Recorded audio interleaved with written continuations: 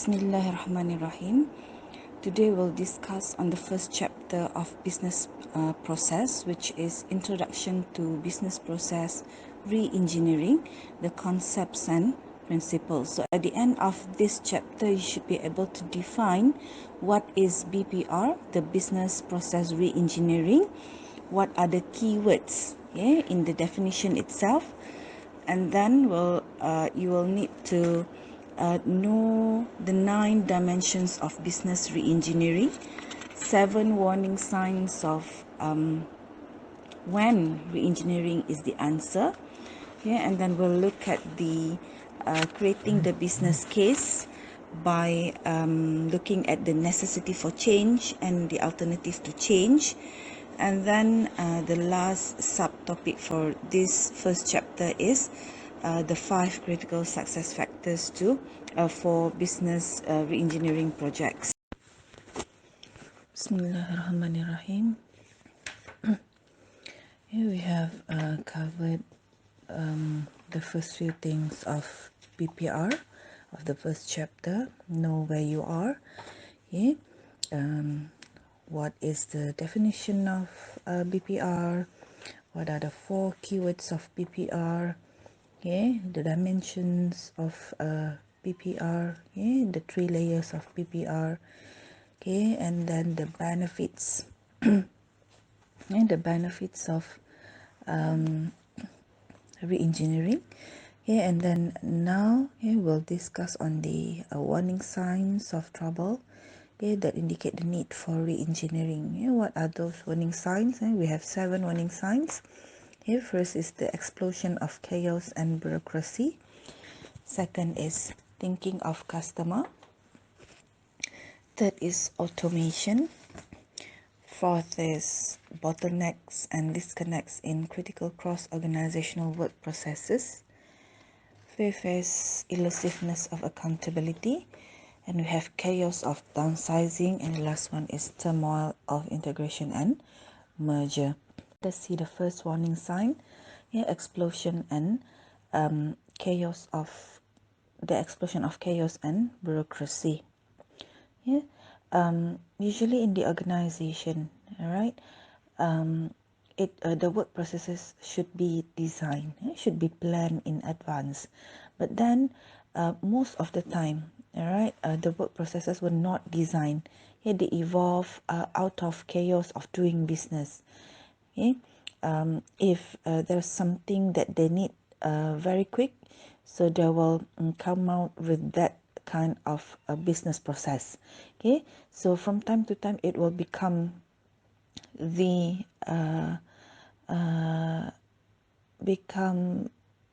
their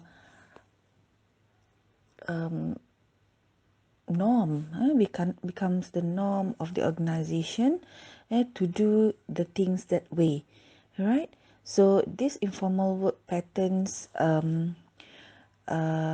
is not good for long term of the work processes itself, and it will break under stress. If let's say the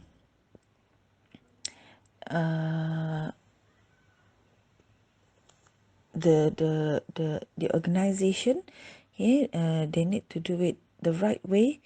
So there will be a problem with the one that you did not design earlier, the business process.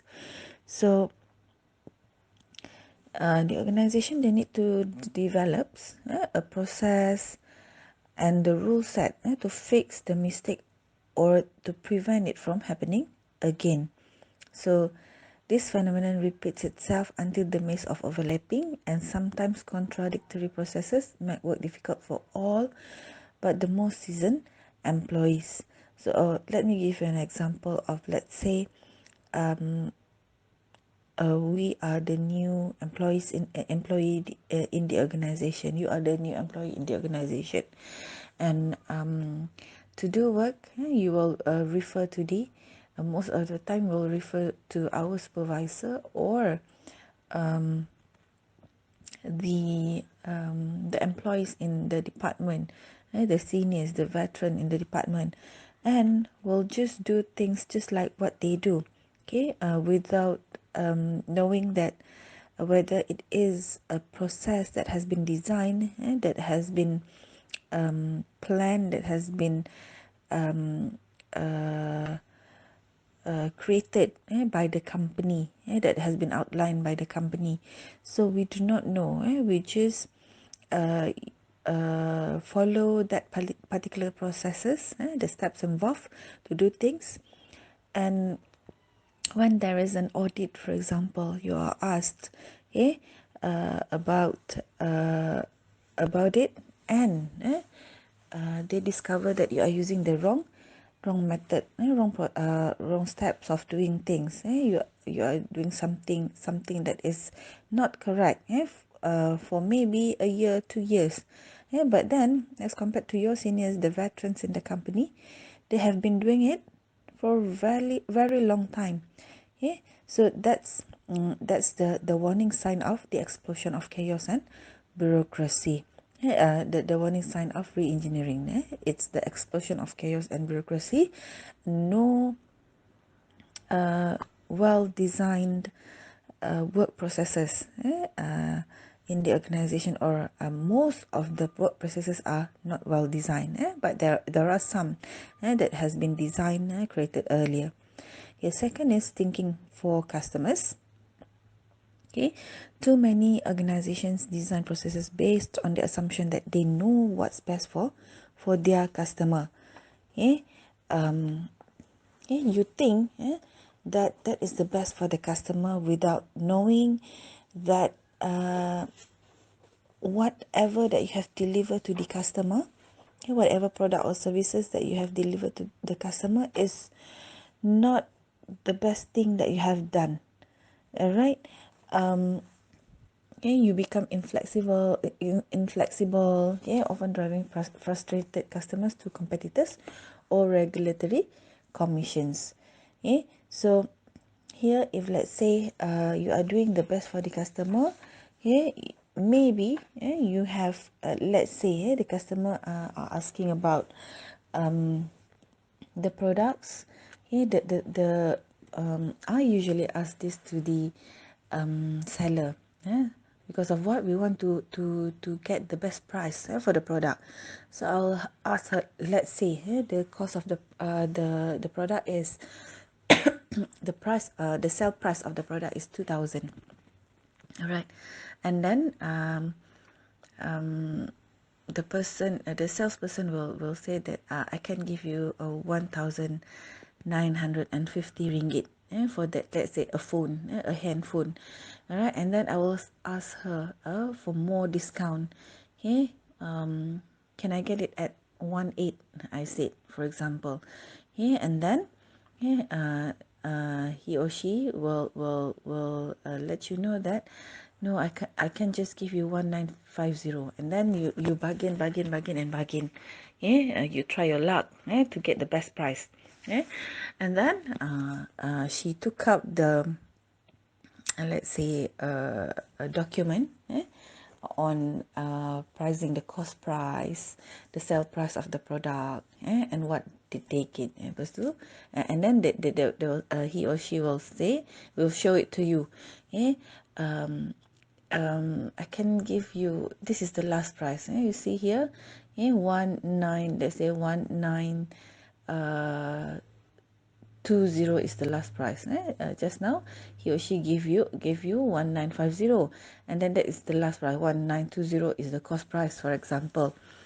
Or the last price that they can give you, a cost price, for example, 1,920, and it is actually illegal to do that. And she gave you that 1,920 because you keep on bargaining, and she or he wants only the sales, for example, to get the commission, not the commission from selling the price, but maybe in terms of how many targeted sales for the month, and he or she will get the commission. So he will give you that 1,920, but it is illegal. And you will be um, uh, maybe your what we call it, your commission for that particular cell will be deducted, for example, just because of these illegal things. So you think you are giving the best for the customers. So there may be no, just like earlier point, the explosion of chaos and bureaucracy, no work processes have been designed, or there are very limited number of work processes that has been designed. All right, so this is only based on your assumption, thinking thinking for customers. And next is automation of existing bureaucracy. And this usually happen in the organization. Most of the organization will do this. Okay, so please avoid from just doing this for your group project afterwards, as is and to be. As is manual, to be is automation. It is not a good re-engineering for the organization if that is the case. If let's say you just want it to be automated, it is if that is the focus, let's say the focus is on the speed, it is not a good thing to do in the organization, all right? Because usually, if it is a manual system, and then you want to have an automation of the organization, you want the organization to be paperless, but then using this automation, sometimes, most of the time, we'll print out again and then bring it to the office, and then upload it online or on the system. The paper continued to move from desk to desk, as the processes run. All right, so even more wasteful of this paper. All right, and then you have to maintain both paper and electronic forms of data. So this is the warning sign of the re-engineering as well, automation of existing bureaucracy. It's not simply automate the manual system to the automation system. Right. Next is bottlenecks and disconnects in critical organizational work processes. So here, this also usually happen in the organization. These bottlenecks often creates delays and higher production costs. Let me give an example of bottlenecks in the organization. We have few departments in the organization, and every of the department will do the, let's say, purchasing of the items that we want to use for our work processes, let's say the equipment. So each of the department will do their own purchase, rather than the procurement department. The procurement department should do the purchase, but then most of the organization, each of the department, they will need to do the purchase. All right, so this will lead to these bottlenecks. All right, it will create delays, and then there will be a higher production cost because of this, because this will create duplication and inaccurate data in the organization. All right, so rather than if we want to do the re-engineering, rather than each of the department are responsible for their own purchase, it should be the procurement department itself who are responsible for it. Because if each of the department do this, much time is spent in costly and cumbersome processes, preparing for those processes, all right, resolving problems and errors, finding the suppliers, tracking the work, and then this will create the duplication. The thing that the company should do is, let's say, that particular department, if they want to purchase an equipment, they will provide with the details of the equipment that they want, the specs, the specification of the equipment, and then this will be handed to the procurement department. Then this procurement department will find the suppliers, the best suppliers, by asking for, let's say, the uh, the quotation from each of the company. Okay, so next is elusiveness of accountability. What does this accountability means? Okay, accountability is the quality of personal responsibility and ownership.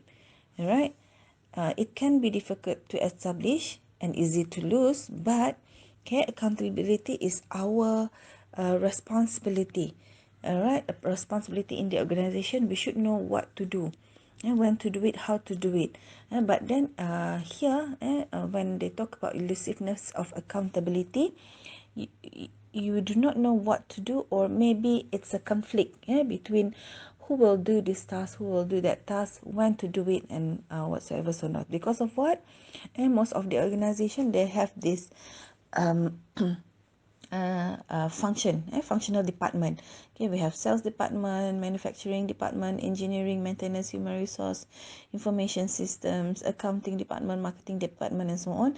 But it has been cut by these essential business processes. Right, the planning, product design and development. Okay, so this makes it difficult to establish the accountability for a complete business process. So they do not know who will do this task, who will do that task, or maybe there's a conflict of doing the task.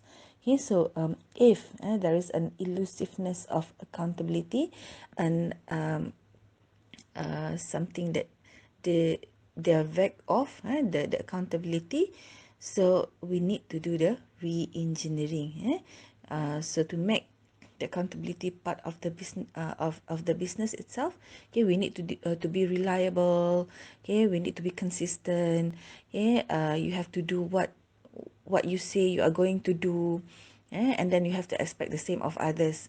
You have to be consistent, predictable, and you have to do a follow up for that particular